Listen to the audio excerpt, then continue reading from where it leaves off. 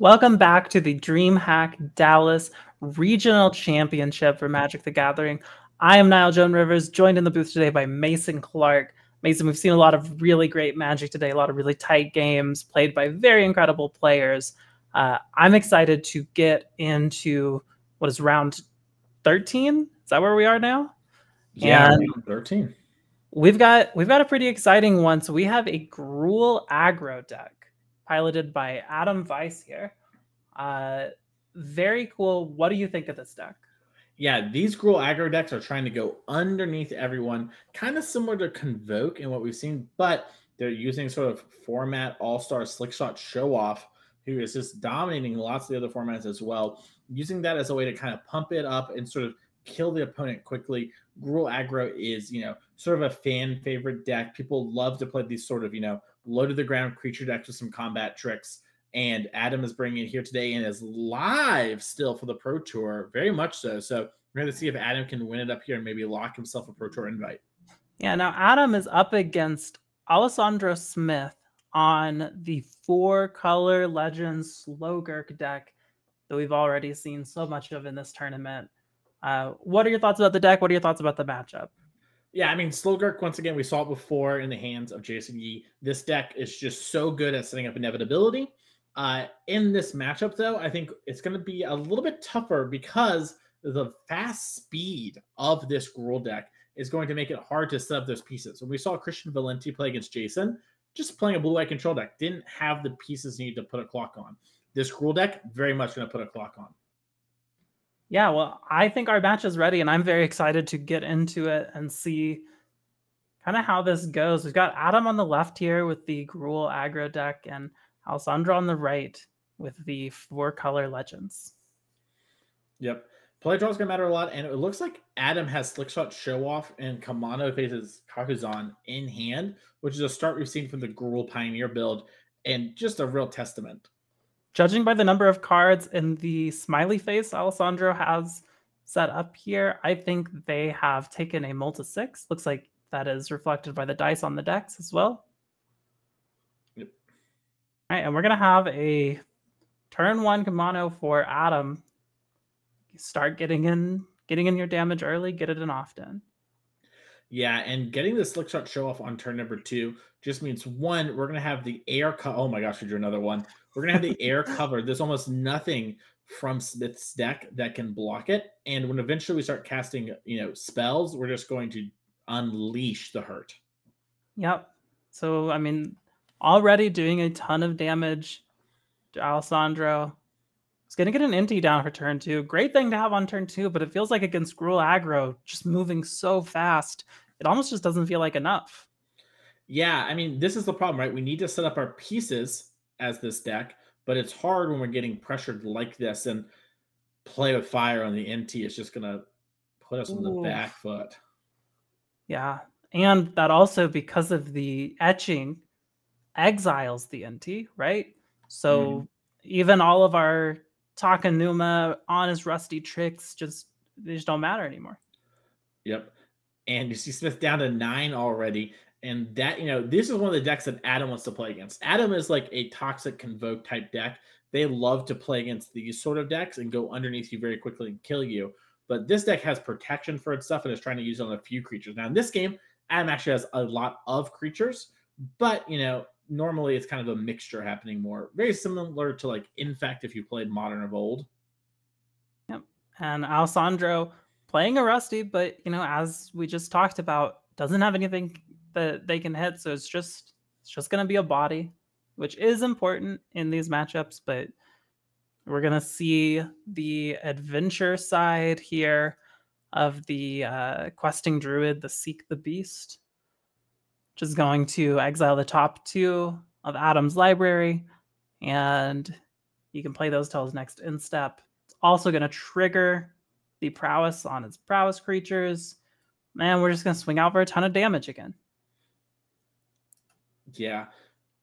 Now, Alessandro doesn't know that Adam doesn't have something that's going to end up killing the Rusty. And we know it's just another, slick shot in the land, but has to make sure we're okay with this sort of block.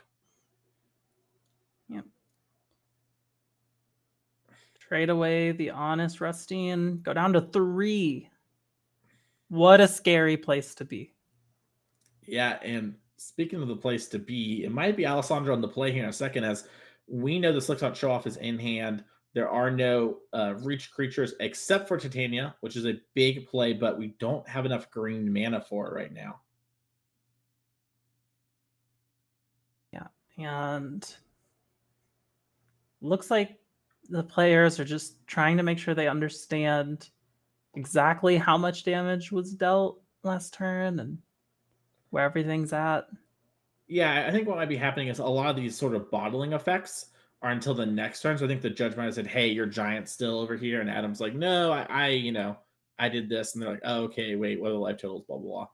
So, yep.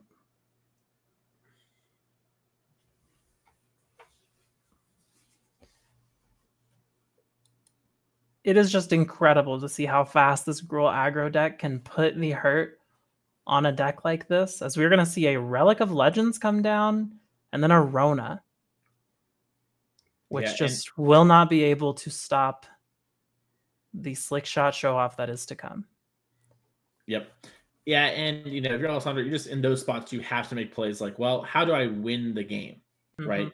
What do I do? And that was the best line for winning the game there. Yeah, absolutely. Now, taking a look at the sideboards here, is there much that Adam really wants to do to change up for this matchup? It's interesting. Most of the time versus the Legends deck this weekend, we talk about, hey, you want to bring in Pick Your Poison? You want to have that as an answer to the Relic. But Adam's just killing before the Relic of Legends really matters most of the time. So I could see a world where maybe you want one, but I think you're much better off just not worrying about that and maybe bringing in something like your Witchstalker Frenzy. But in the most part, maybe just resubmitting straight up. I could also see a world where maybe you want to Strangle, kill a Rona on the draw and, continue developing is a pretty strong play. So maybe we're going to see 1 or 2 small changes from Adam's deck, but nothing massive here. Yeah, well, let's take a look at Alessandro's deck again. See if there's anything they can be bringing in to game 2 to try and slow Adam down. Yeah, so Cut Down's a huge card in that regard. Long Goodbye, very similar. Awkwardly Glistening Deluge here doesn't really kill anything in the deck, and that is sort of the board wipe of choice, because like we talked about, Toxic and Convoke are the normal, traditional, I should say, go underneath people decks. This deck, one of its advantages is it dodges a card like this here. So those aren't going to be very good. Acrobats will probably come in as a way to dominate the sky and get some lifelink going on if that happens. But for the most part, Alessandro just needs to try their best to stall and get the engine pieces going and hope that we can, get something like Titania into play. If you get Titania into play, you can gain enough life. She's a 3/4 reach. She's kind of hard to kill. That is your best card. All right, well, our game 2 is ready. Let's jump right into it. And this time, of course, we'll have Alessandro on the play, which, anything you can take from the aggro deck, I think is quite good. So I'm sure he's quite happy about being on the play here. Yeah, and it looks like maybe a think about if I'm supposed to mulligan this hand or not there. Yeah, kind of awkward. Looks like is going to keep it. Just play Proving Ground and pass. And no turn 1 play for Adam this time. We did see Adam bring in the Strangle, so we're going to see this exactly line up where we talked about how Adam might just, strangle this Rona. Yep, and there it goes. And we go back over to Alessandro. Yeah, Rona is such a big part of this deck that with other creatures like maybe an Inti, you would have let it stick around and develop your Slick Shot and then sort of get that, damage plus the removal spell. But Rona just unlocks so much. If that was in play right now, we could easily have played 2 or 3 creatures as well that turn. Mm-hmm. Yep, and it looks like we are actually plotting the Slick Shot. I like this play a lot. Adam doesn't have a lot of pressure in hand when it comes to other creatures, and has a couple pump spells. So wants to be able to dodge cards like Cut Down, which Alessandro is representing by having that Relic of Legends up. Yep. And we are back over to Alessandro's turn now.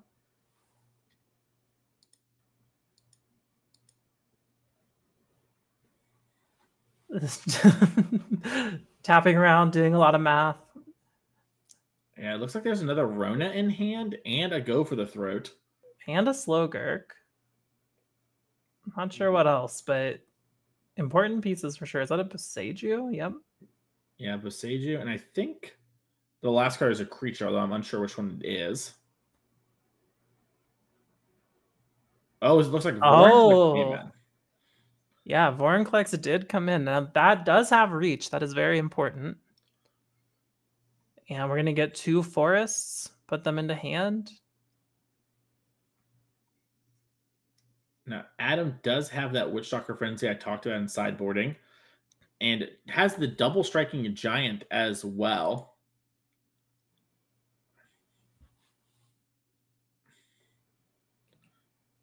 Adam is really close to lethal. That's wild. Yeah, Monstrous Rage puts you up to 5 as the power toughness from the everything being combined, I believe. And then the 2-headed Hunter gives the creature double strike, which will also put it to 7, which would mean 14. So if we did not have this Vorinclex, we were very close to dying. Now we do have the Vorinclex. Also notably, we could do this play we're talking about, and if Alessandro blocks, we're going to be able to kill it and then trample over next to the monstrous roll. Yeah, and you see Alessandro's like, wait, what's going on? Wait, not like this.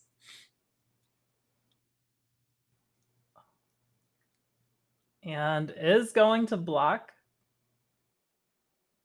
So we're going to see the double strike. And we're going to see the monstrous rage. And Alessandro's like, all right, that's tough.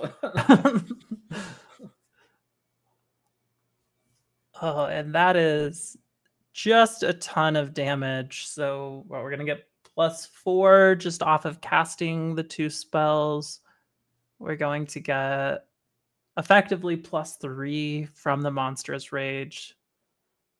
So 7 plus our already 1 is 8.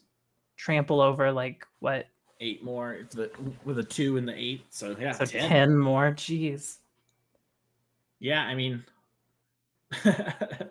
this deck can really kill, and Adam has Witchstalker Frenzy in hand, which is a removal spell. Yep, and there's the Go for the Throat on the Slick Shot. We've got Slowgurk, we've got Rona, we've got the Relic. The engine's coming together. But also being at 10 life feels like almost nothing against this deck. Yeah, and we see Adam just develop the 2-headed Hunter, just a 5/4 menace, but notably a 5/4 menace. Alessandro is very close to death here, and we know Adam has a bunch of lands in hand, but Alessandro doesn't know that, and that's going to make this turn a lot tougher, as the Witchstalker Frenzy is a relevant non-land card for sure. Yeah, the Witchstalker Frenzy is relevant. You've also just got to, be careful that you don't give this 5/4 menace double strike as well and just get got that way. I mean, there's just so many ways that Adam can win from here out of nowhere. But Alessandro does have the engine, might be able to pull something together here.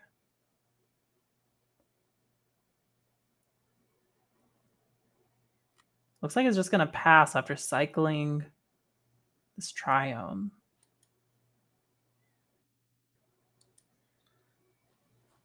Adam drawing more lands. Yeah, could attack in with the Sokenzan creatures and, just greatly reduce the price of the Frenzy.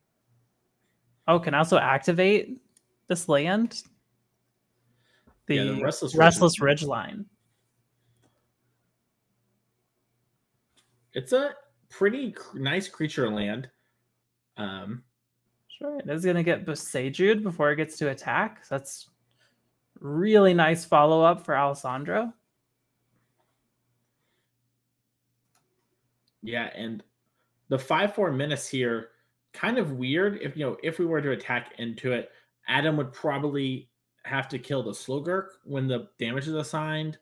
You could kill the Rona, which is always very good, but if you kill the Rona, then you're like kind of dying on board pretty quickly to Slowgurk. So we might not even see an attack here. Yeah, well, you're also, what if Alessandro has like an Otawara in hand or something? Yep. You attack in, now you're attacking into a 6/6, and you can just bounce the Rona.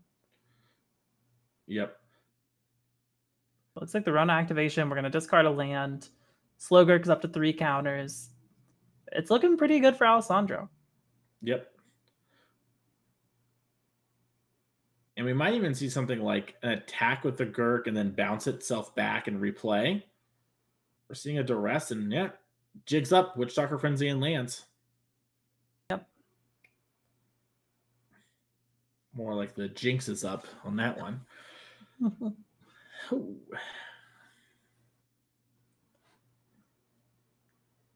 So we do see looks like, runner's being used for mana.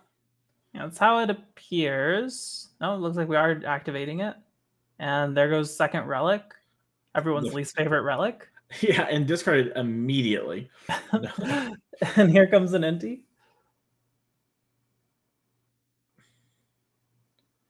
Which of course is going to untap Rona. And now like the full engine is here.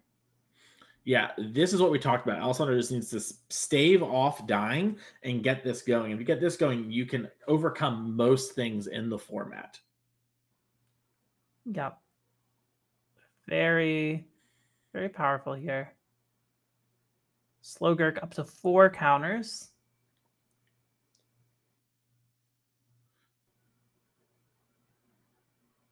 And not sure what Alessandro's last card in hand is here, but it looks like we're going to be attacking in and triggering the Inti. Looks like chose not to discard and is just passing the turn back. Yeah, very interesting. So we go back to Adam here, who got a questing beast. So we're going to go ahead and seek the beast here.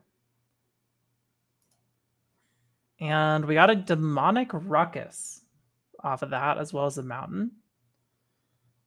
Yeah, the ruckus is a pretty real card. Yeah. Can give our creature trample.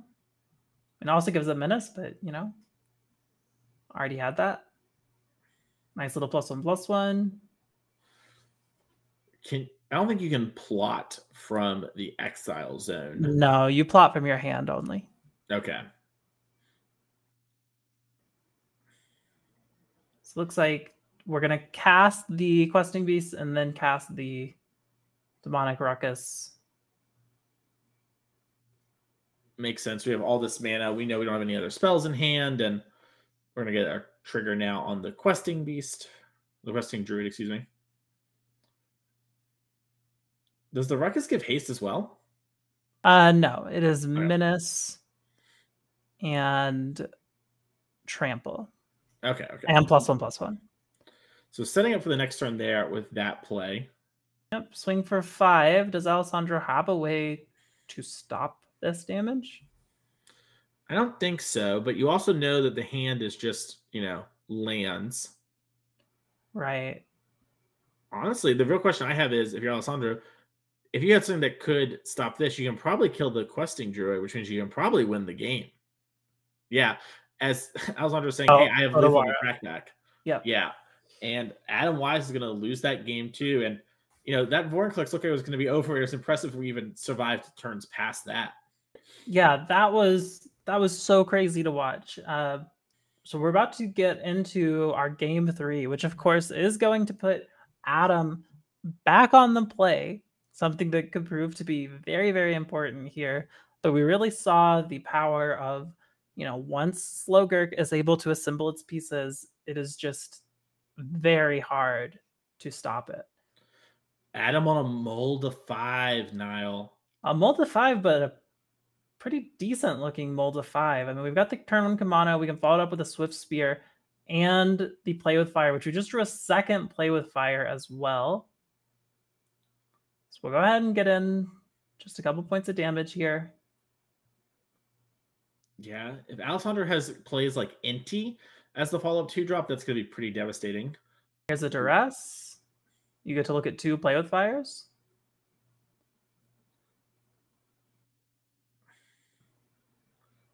All right, kind of a slower draw here for Alessandro. Probably feeling pretty good about Adam going to mold of 5. But like you said, this is a good mold of 5.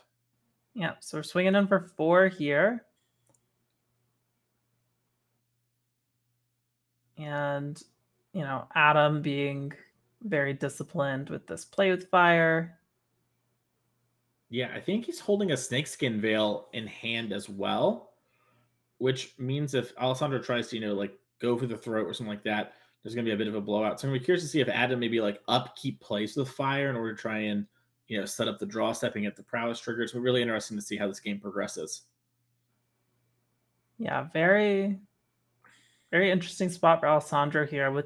Even with Adam not playing like one of the nuts draws, like we're not seeing like the slick shot into 3 spells on the slick shot, give a double strike. Still already has Alessandro down to 13. Which again, against a deck like this Gruul Aggro deck, feels so low. Yep.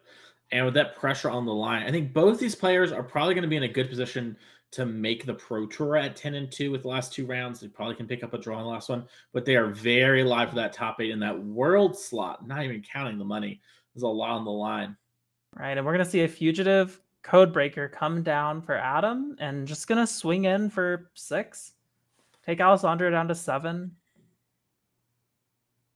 And we're going to see Vorinclex again.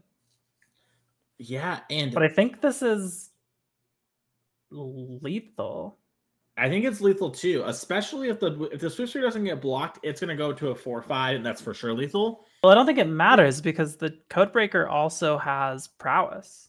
Exactly, yeah. So it puts Alessandro in a really bad spot where, they do have cut down available by tapping Vorinclex, but as long as Adam, holds a Snakeskin Veil first, it should be lethal here.